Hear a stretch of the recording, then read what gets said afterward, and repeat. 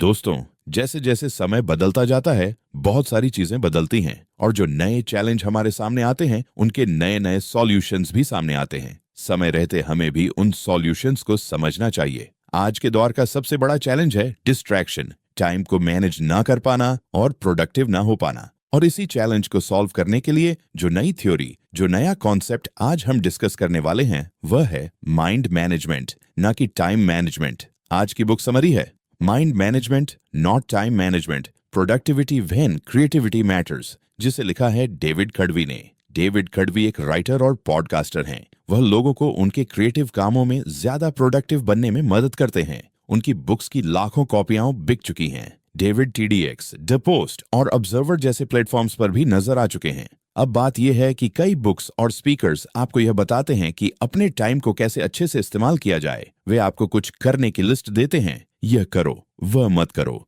लेकिन सच्चाई यह है कि चीजों को पूरा करने का, लक्ष्य पाने का टाइम मैनेजमेंट से कोई सीधा ताल्लुक नहीं है। ये इस बात पर डिपेंड करता है कि आप अपने माइंड को कैसे मैनेज करते हैं। ये समरी आपको माइंड मैनेजमेंट को समझने के लिए कुछ सिंपल और पावरफुल टेक्निक्स सिखाएगी। तो आइए बिना देर किए शुरू करते हैं आज की book summary, mind management not time management by David Kadavy. आप अपने चारों ओर देखें, रोज लोग पैसा कमाने की दौड़ में लगे हुए हैं।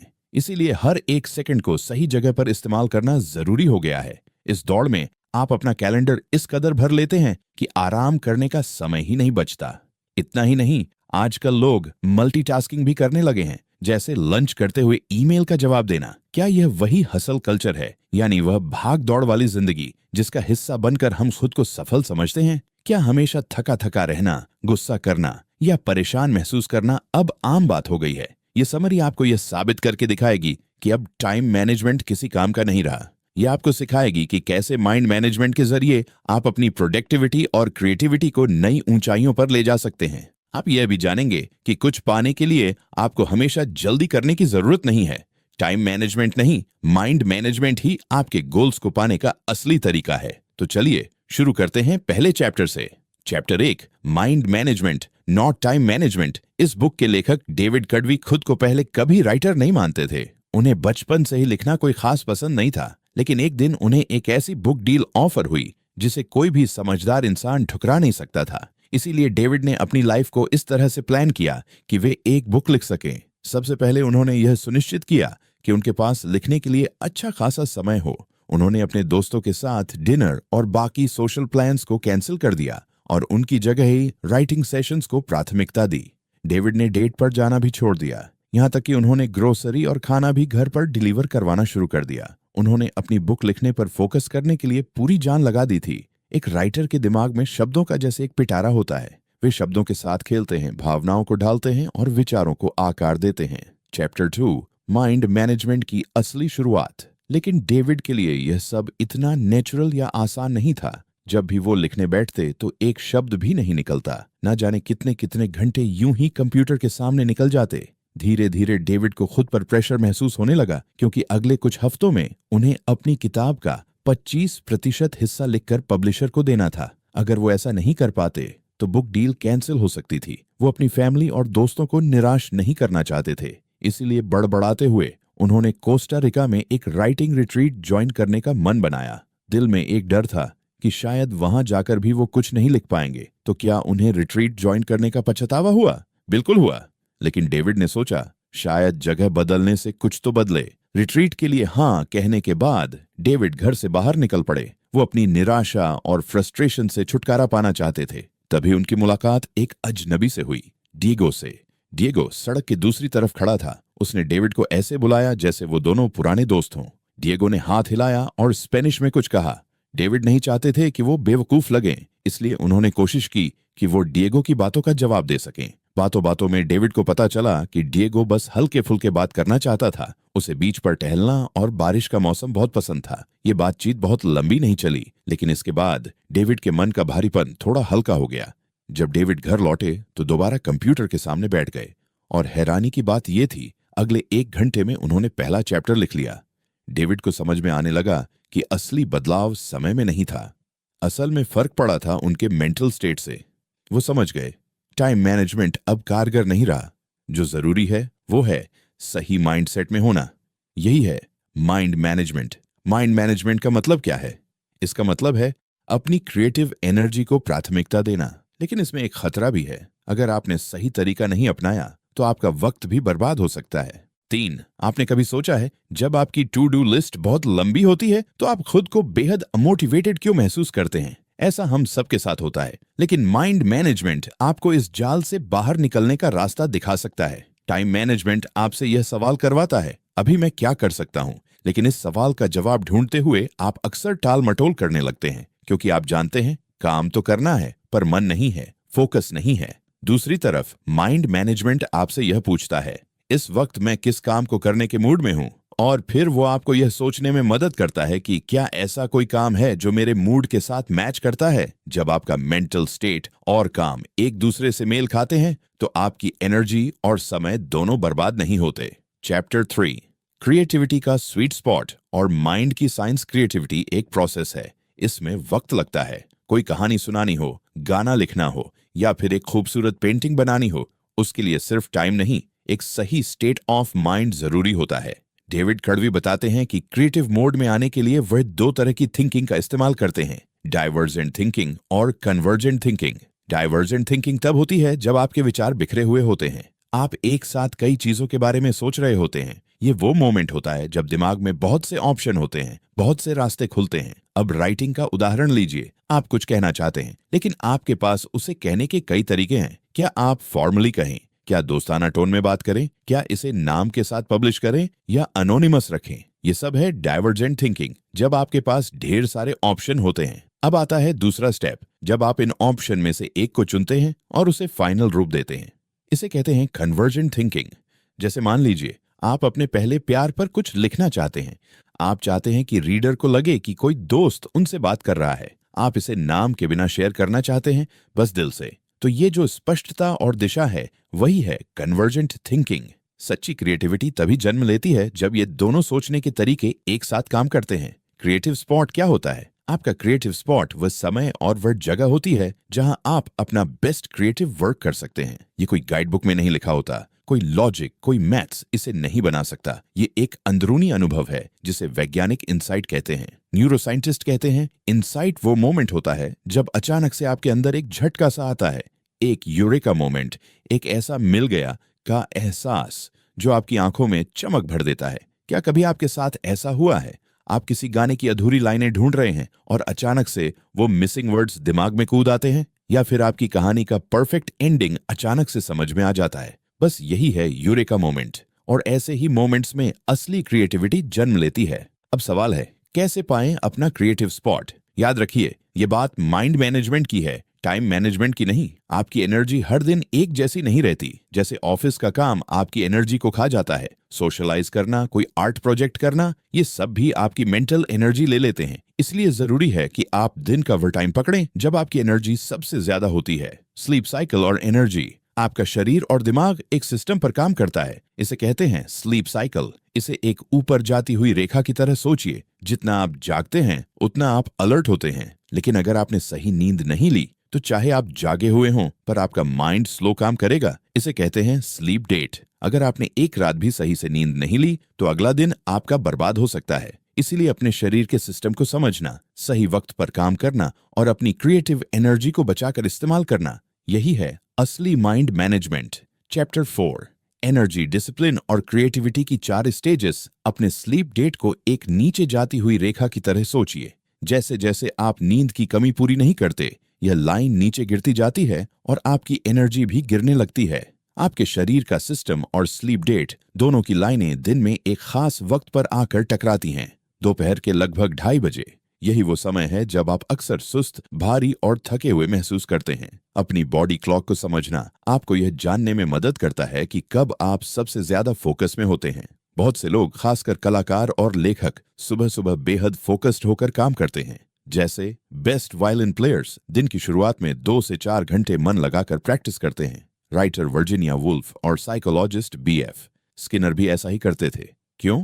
क्योंकि सुबह का वक्त वो समय होता है जब दिमाग सबसे ज्यादा जागा हुआ और अलर्ट होता है। डेविड ने अपने क्रिएटिव स्पॉट को पाने के लिए एक और पावरफुल रूल अपनाया। इसे कहते हैं फर्स्ट हॉर रूल। इसका मतलब है अपने दिन की शुरुआत दिन के सबसे पहले घंटे में अपने सबसे जरूरी प्रोजेक्ट से करना। और ये कोई साधारण प्रोजेक्ट नहीं होना चाहिए, बल्कि वह काम होना चाहिए जो आपके लिए सबसे अहम, सबसे अर्थपूर्ण हो। आप सोच रहे होंगे, क्या ये सच में मुमकिन है?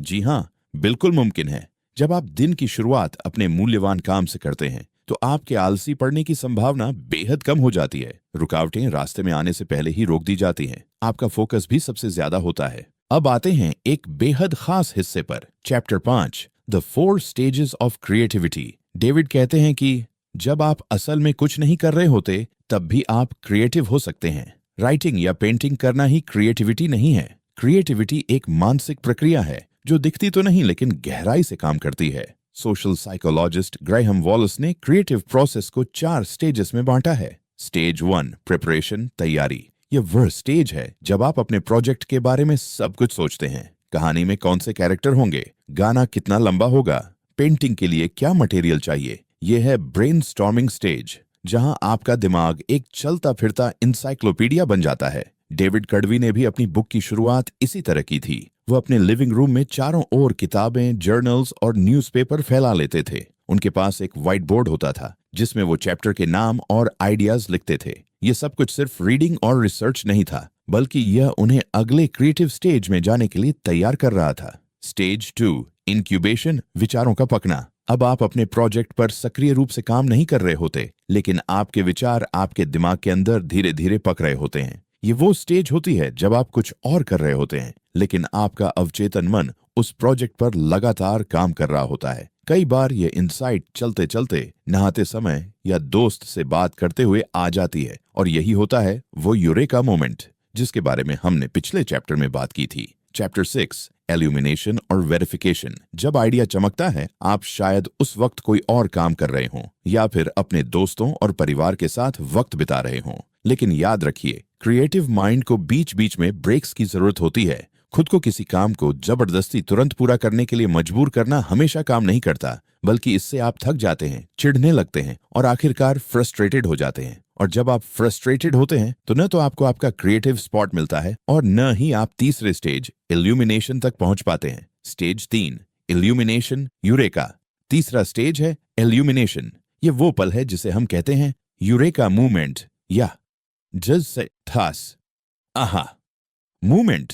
लेकिन इसे पूरी तरह समझा पाना मुश्किल है क्योंकि यह एकदम अचानक, अनप्रिडिक्टेबल होता है। लेकिन एक बात तय है, अगर आपने पहले स्टेज, प्रिपरेशन में मेहनत नहीं की तो ये यूरेका मोमेंट कभी नहीं आएगा। उदाहरण के लिए पॉल मैककार्टनी और येस्टरडे। क्या आप जानते हैं कि बीटल्स के पॉल मैककार्टनी ने इतिहास का एक महान गाना येस्टरडे कैसे लिखा था? उन्हें इसकी धुन सपने में सुनाई दी थी। सुबह उठते ही उन्होंने पियानो के पास जाकर वह धुन बजाई और वही बन गया दुनिया का सबसे यादगार गानों में से एक। लेकिन यह इतना आसान भी नहीं था। येस्टरडे लिखने से पहले भी पॉल कई गाने लिख चुके थे, सालों से म्यूजिक क्रिएट कर रहे थे। इसीलिए जब वो यूरेका मोमेंट आया तो वो उस पर काम करने के लिए पूरी तरह तैयार थे, और फिर वह रुक भी नहीं गए। उन्होंने चौथे स्टेज पर भी उतनी ही मेहनत की, जिसे कहते हैं वेरिफिकेशन। Stage 4, verification. जब आइडिया को परखा जाता है, वेरिफिकेशन का मतलब है आपके दिमाग में जो आइडिया चमका है, क्या वह असल में उतना ही दमदार और ओरिजिनल है? पॉल मैककार्टनी को भी शक हुआ, कहीं ऐसा तो नहीं कि उन्होंने यह धुन कहीं सुनी हो और भूल गए हों।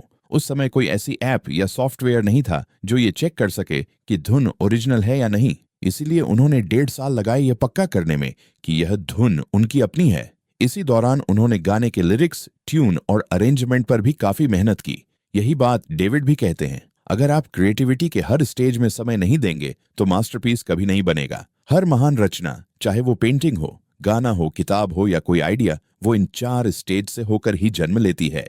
चैप्टर 7, द 7 मानसिक राज्यों का काम। डेविड का कोई स्ट्रिक्ट नियम नहीं था, लेकिन उनके पास ऐसे काम और ऐसी जगहें थीं जो उन्हें राइटिंग के मूड में लाने में मदद करती थीं। उन्हें अगर कुछ लिखना होता तो वो अपनी छोटी सी नोटबुक लेकर जॉन हैनकॉक सेंटर की 95वीं मंजिल पर चले जाते। जब वो वहां होते तो उनके विचार शुरुआत में थोड़े बिखरे हुए होते थे, लेकिन जैसे ही वो उन्हें कागज पर उतारते, नई नई बातें सामने आने लगती थीं जिन्हें वो अपनी बुक में शामिल करना चाहते थे। जॉन हैनकॉक सेंटर सिर्फ एक इमारत नहीं था, बल्कि डेविड के लिए वो एक माइंड शिफ्ट जोन था। वहीं पर वो अपने बिखरे हुए थॉट्स को अरेंज कर पाते थे। Chapter 8, the 7 mental states of creative work और डेविड का क्रिएटिव साइकिल। डेविड की एक फेवरेट जगह थी एब्सिंथ कॉफी। वहां का खूबसूरत नजारा, कॉफी बीन्स की महक और शांत माहौल। वह जगह डेविड के लिए एक आइडियल राइटिंग स्पेस बन चुकी थी। जैसे जॉन हैनकॉक सेंटर डेविड को सोचने में मदद करता था, वैसे ही एब्सिंथ कॉफी उन्हें लिखने के सही मूड में लाने में। डेविड कहते हैं कि हर काम को करने के लिए एक मेंटल स्टेट चाहिए। हर वक्त हर काम नहीं हो सकता। तो आइए जानते हैं कि ये कौन कौन से 7 मेंटल स्टेट्स हैं। 1. प्राथमिकता तय करना। यह वह स्टेट है जब आप योजना बनाते हैं। आप यह तय करते हैं कि आज क्या करना है, क्या जरूरी है और क्या नहीं। यही डेविड जॉन हैनकॉक सेंटर में किया करते थे, अपने विचारों को प्राथमिकता देना। 2. Explore mental state. क्यूरियोसिटी को खुला छोड़ना। यह स्टेट रिसर्च करने के लिए नहीं है। यह है खुद को आजाद छोड़ने का मौका। जैसे आप सोच रहे हैं कि क्या पेंट करें, और इसी खोज में आप पेंटिंग की हिस्ट्री पर एक लंबी डॉक्यूमेंट्री देख डालते हैं। यह स्टेट कहता है गिल्टी मत बनो जब तुम बस खोज रहे हो। 3. Research mental state. जवाबों की खोज। अब आप खास सवालों के स्पेसिफिक जवाब ढूंढते हैं। जैसे डेविड अपनी बुक के चैप्टर्स को सही रूप देने के लिए रिसर्च करते हैं। यह वह स्टेट है जिसमें आप गंभीरता से काम के तथ्यों को समझते हैं। 4. Generate mental state. कुछ बनाना शुरू करना। यह वह स्टेट है जहां विचारों को आकार मिलता है। आप पहले इकट्ठे किए गए आइडियाज को जोड़कर अपना पहला ड्राफ्ट लिखते हैं, स्केच बनाते हैं या स्क्रिप्ट तैयार करते हैं। 5. Mental state. संवारना और सुधारना। अब आप अपने बनाए हुए काम को एडिट करते हैं, संवारते हैं। जैसे पेंटिंग में आप चेक करते हैं कि कहीं कोई हिस्सा अधूरा तो नहीं रह गया, या राइटिंग में कोई वाक्य बेवजह लंबा तो नहीं लग रहा। ये स्टेट आपको मास्टरपीस बनाने में मदद करता है। 6. Administrative mental state. जिम्मेदारियों का ख्याल रखना। हर वक्त क्रिएटिव होना मुमकिन नहीं होता। कभी आपको बिल भरने होते हैं, फैमिली के साथ समय बिताना होता है। ये स्टेट आपको आपकी नॉर्मल लाइफ से जोड़े रखता है। 7. Recharge mental state. खुद को रिफ्रेश करना सबसे जरूरी। आराम। जब डेविड थक जाते थे तो वह मसाज करवाते थे या कोई फनी वीडियो देखकर खुद को रिलैक्स करते थे। आप भी छुट्टी लीजिए, ट्रिप पर जाइए या बस सो जाइए, ताकि आपका माइंड दोबारा एनर्जी से भर सके। डेविड का क्रिएटिव साइकिल एक रूटीन जो बनाता है मास्टरपीस। डेविड का रूटीन बेहद अलग था। रात 12 बजे से सुबह 4 बजे तक सिर्फ बुक पर काम। सुबह 4 बजे लाइट बंद और फिर दोपहर तक नींद। फिर वह उठते, तैयार होते और कॉफी शॉप चले जाते। वहां तब तक काम करते जब तक कैफे बंद न हो जाए। इसी को डेविड कहते हैं क्रिएटिव साइकिल। एक रिपीट होने वाला पैटर्न जिसमें काम भी होता है और आराम भी। यही बैलेंस आपको लंबे समय तक क्रिएटिव बनाए रखता है। अब सवाल यह नहीं है कि आपके पास कितना टाइम है, बल्कि यह है आप अपने माइंड को कैसे मैनेज कर रहे हैं। चैप्टर 9, क्रिएटिव साइकिल और क्रिएटिव सिस्टम्स। माइंड की लय में काम। हर क्रिएटिव इंसान के अंदर एक अदृश्य सा चक्र चलता है। इसे ही डेविड कहते हैं क्रिएटिव साइकिल। ये कोई टाइम टेबल नहीं है, ना ही यह मिनटों या घंटों से बंधा हुआ कोई सिस्टम है, बल्कि यह वक्त, मौसम और मूड के हिसाब से बदलता रहता है। क्रिएटिव साइकिल के 4 स्टेजेस। हर क्रिएटिविटी साइकिल में 4 स्टेज होते हैं। प्रिपरेशन, तैयारी, इंक्यूबेशन, शांत अवस्था में पकना, इल्यूमिनेशन, यूरेका मोमेंट, वेरिफिकेशन, जांच और परिष्कार। बैट का एग्जाम्पल। म्यूजिशियन की रचनात्मक दिनचर्या। बैट एक सिंगर है, उसे रात की शांति में काम करना अच्छा लगता है। रात का सन्नाटा उसके दिमाग को एकाग्र करता है। वह रिसर्च करती है, नए गानों के लिए आइडियाज इकट्ठा करती है। यह है प्रेपरेशन स्टेज। जब वह सोती है तो उसका माइंड खुद ब खुद काम करता रहता है। यह होता है इंक्यूबेशन। अगली सुबह उठते ही उसे एक यूरेका मोमेंट आता है। उसे अपने गाने के सही शब्द मिल जाते हैं। वो उन्हें तुरंत पास रखे टिश्यू पेपर पर लिख डालती है। यह होता है इल्यूमिनेशन। फिर दोपहर में वो बैठती है, शब्दों को तराशती है, धुन के लिए सही इंस्ट्रूमेंट चुनती है और इस रचना को बेहतर से बेहतरीन बनाती है। यह है वेरिफिकेशन। डेविड कहते हैं अपने माइंड को मैनेज करने के कई तरीके हैं, लेकिन सबसे जरूरी है वो तरीका ढूंढना जो आपको सूट करता है। Chapter 10, creative systems. जब सब कुछ बिखर रहा हो तब भी रास्ता निकलता है। डेविड एक बार बहुत बड़ी मुसीबत में थे। उन्हें अपने पॉडकास्ट के लिए डॉक्टर डेविड रॉक का इंटरव्यू रिकॉर्ड करना था। डॉ रॉक वही थे जिन्होंने योर ब्रेन ईट वर्क नाम की बुक लिखी थी, जिससे डेविड ने खुद सीखा था कि क्रिएटिविटी में माइंड कैसे काम करता है। लेकिन उसी दिन सब कुछ गलत हो रहा था। मुसीबतों की कतार, कंस्ट्रक्शन नॉइज। डेविड के अपार्टमेंट में दिन भर निर्माण कार्य चल रहा था। एक पॉडकास्ट रिकॉर्ड करने के लिए इससे बुरा माहौल क्या होगा। नई सिटी, अजनबी गलियां। वो हाल ही में पनामा सिटी शिफ्ट हुए थे। उन्हें नहीं पता था कि कोई दूसरी शांत जगह कहाँ मिलेगी। इंटरव्यू का टाइम बदलना नामुमकिन था। डॉक्टर रॉक जैसे लोग हर वक्त बिजी रहते हैं। ये एक ही बार मिलने वाला मौका था। साफ लग रहा था कि डेविड को इंटरव्यू कैंसिल करना पड़ेगा। लेकिन तभी एक्टिवेट हुआ डेविड का क्रिएटिव सिस्टम। क्रिएटिव सिस्टम एक आंतरिक प्रोसेस जो रास्ता दिखाता है। डेविड ने खुद को दोबारा से संयम में लिया। उन्होंने एक मेल लिखा, हल खोजा और जो भी समस्याएं थीं उनका समाधान ढूंढ निकाला। आखिरकार वह इंटरव्यू रिकॉर्ड करने में कामयाब हो गए। क्रिएटिव सिस्टम क्या है? क्रिएटिव सिस्टम कोई चमत्कारी ऐप नहीं है। ये एक रिपीटिंग प्रोसेस है जिसे आप वक्त के साथ खुद में बना लेते हैं। जब आप बार बार किसी मुश्किल से गुजरते हैं और हर बार उसे हल कर लेते हैं तो आपके अंदर एक इंटेलिजेंट पैटर्न बन जाता है। यही है आपका क्रिएटिव सिस्टम। अब चाहे वक्त खराब हो या माहौल बिगड़ा हुआ, अगर आपने यह सिस्टम बना लिया है तो आप कभी नहीं रुकेंगे। क्रिएटिव सिस्टम्स और फाइनल कंक्लूजन। माइंड मैनेजमेंट का असली सार क्रिएटिव सिस्टम आपको ये समझने में मदद करता है कि अपनी मेंटल एनर्जी को ध्यान में रखते हुए क्या स्टेप्स लेने चाहिए। इसे आप एक छतरी की तरह सोच सकते हैं जो आपकी क्रिएटिव साइकिल और क्रिएटिव स्टेजेस को कवर देती है। ये बेसिकली पूरी क्रिएटिव प्रोसेस की निगरानी करता है। मिनिमम क्रिएटिव डोज, सबसे छोटा लेकिन जरूरी कदम क्रिएटिव सिस्टम को ज्यादा नहीं, बस एक छोटी सी क्रिएटिव डोज की जरूरत होती है। जैसे मान लीजिए आप एक लेखक हैं तो आपकी मिनिमम क्रिएटिव डोज हो सकती है अपनी बुक का सिर्फ एक पैराग्राफ लिखना। ये छोटा कदम आपके माइंड को गिल्ट फ्री बनाए रखता है और आपकी बाकी जिम्मेदारियों को पूरा करने के लिए जगह देता है। ओपन लूप्स, अधूरे काम लेकिन मददगार। अब बात करते हैं ओपन लूप्स की। एक ओपन लूप तब बनता है जब आप कोई काम अधूरा छोड़ देते हैं लेकिन वो काम आपके माइंड में एक्टिव रहता है। जैसे मान लीजिए आपने अपनी बिल्ली को खाना दिया और देखा कि फूड खत्म होने वाला है। अब आपके दिमाग में यह एक मेंटल रिमाइंडर बन जाता है कि आपको अगली बार कैट फूड लाना है। जब तक आप वह खरीद नहीं लेते, वह ओपन लूप आपके दिमाग में चलता रहेगा, भले ही आप कुछ और कर रहे हों। ओपन लूप्स और क्रिएटिविटी ओपन लूप्स नेगेटिव नहीं होते, बल्कि ये आपकी क्रिएटिव एनर्जी को बनाए रखने में मदद करते हैं। जब आप सिर्फ एक पैराग्राफ लिखते हैं तो वो अधूरा काम आपके दिमाग में एक ओपन लूप बना देता है जिसे आप अगले दिन फिर से खोल सकते हैं। इससे न सिर्फ आप लगातार प्रोग्रेस करते हैं बल्कि मोमेंटम भी नहीं टूटता। क्रिएटिव सिस्टम के फायदे ये आपको बहाने बनाने से रोकता है। ये कहने का मौका नहीं देता कि मेरे पास टाइम नहीं है, क्योंकि मिनिमम क्रिएटिव डोज में सिर्फ कुछ मिनट ही लगते हैं। फाइनल कंक्लूजन, अब तक की सारी सीख एक साथ। 1. माइंड मैनेजमेंट क्या है? ये खुद से ये पूछना है, मैं अभी कौन सा काम करने के मूड में हूं, और फिर ऐसा काम चुनना जो आपके मूड से मेल खाता हो। 2. क्रिएटिव स्वीट स्पॉट क्या है? अपने सबसे प्रोडक्टिव समय को पहचानना। सुबह का समय ज्यादातर लोगों के लिए सबसे बेहतर होता है। 3. डाइवर्जेंट थिंकिंग और कॉन्वर्जेंट थिंकिंग में विचार बिखरे रहते हैं और कन्वर्जेंट थिंकिंग में आप उन विचारों को एक दिशा में ले जाते हैं। यही दो सोच आपको यूरेका मोमेंट्स तक ले जाती है। 4. क्रिएटिव वर्क के 4 स्टेज प्रिपरेशन, तैयारी, इंक्यूबेशन, शांत अवस्था, इल्यूमिनेशन, यूरेका मोमेंट वेरिफिकेशन, जांच और फाइनल टच। मेंटल स्टेट्स का उपयोग हर स्टेट, चाहे वो एक्सप्लोरेशन हो, पॉलिशिंग हो या रिचार्ज, आपको आपके काम को बेहतर तरीके से पूरा करने में मदद करता है। 6.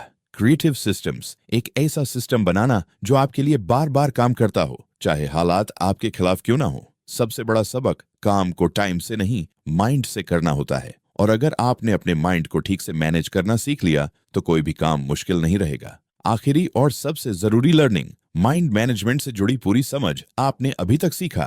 1. 7 मानसिक राज्य कौन कौन सी हैं?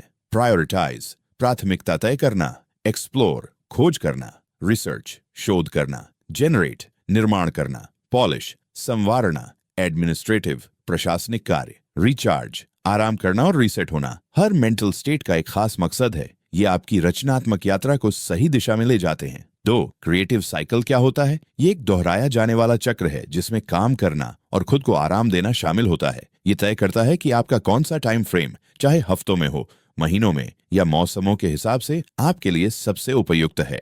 3. क्रिएटिव सिस्टम क्या है? ये पूरा सिस्टम आपके क्रिएटिव प्रोसेस की देखरेख करता है, आपको बताता है कि किस स्थिति में कौन सा कदम लेना है। यह एक ऐसी प्रणाली है जो आपके माइंड और एनर्जी को ध्यान में रखते हुए काम करने में मदद करती है।